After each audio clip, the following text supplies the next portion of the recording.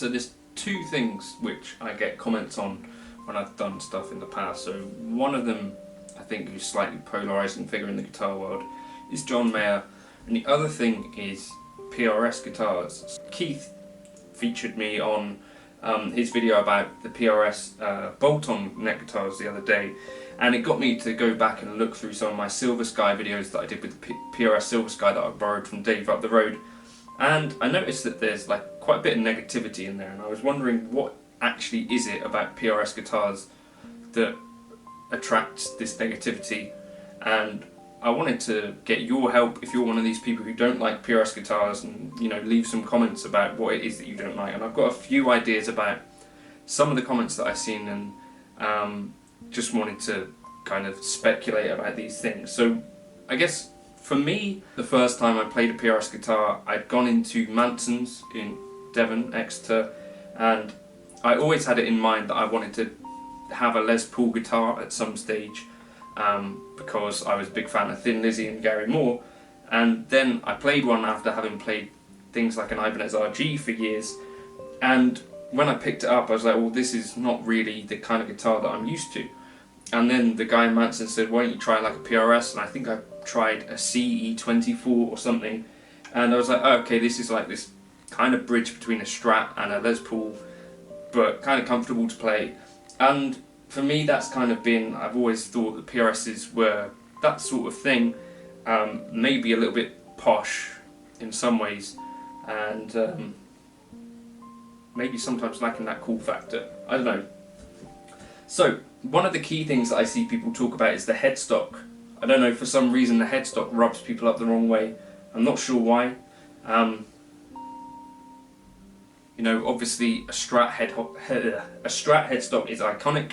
A Gibson headstock is iconic, but there's all kinds of other headstocks out there that are not Strat or Gibson headstocks, but it's particularly the PRS headstock that I see people complain about, and also particularly on the Silver Sky, where I think they flipped it around the other way.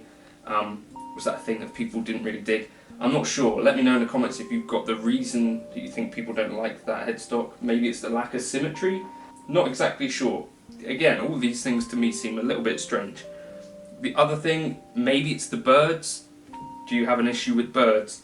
I think maybe they look a bit garish to some people, the birds. It's not something I have a particular problem with either. Would I choose to generally, someone gave me the option, do you want a bunch of birds on your guitar? I don't know that I'd say yes, but it's kind of part of the PRS aesthetic. A PRS without birds is not quite a PRS in some ways.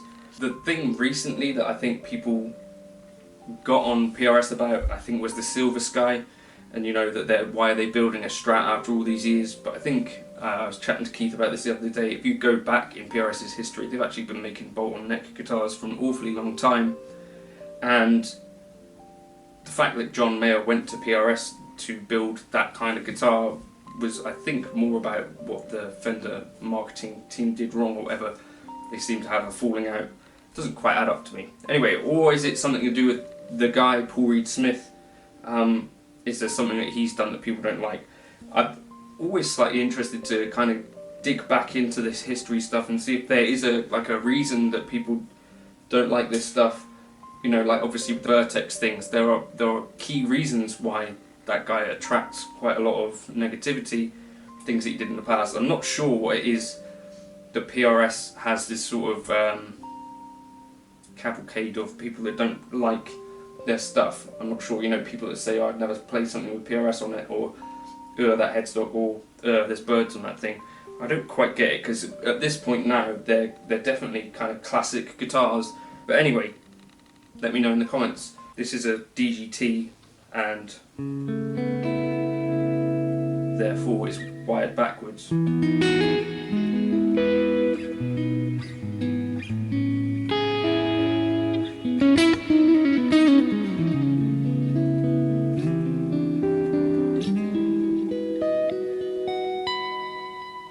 I think the Silver Sky was the first real time that I'd spent with a PRS, and I was very surprised by that particular guitar.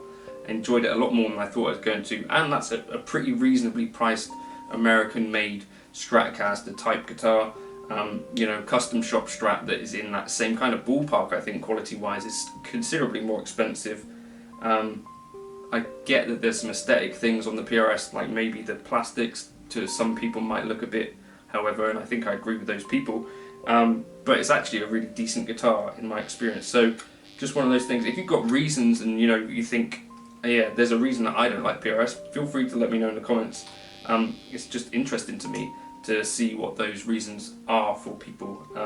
Hopefully that's okay for me to ask that, because I'm generally kind of a little bit puzzled, because in those PRS Silver Sky videos that I did, I saw people commenting and stuff and saying, oh, that headstock, all that sort of stuff, and I just wonder what it is about PRS that rubbed people the wrong way and why they had that reaction. Let me know in the comments. Feel free to like and subscribe. I'm sure PRS won't be particularly happy with this video. Cheers!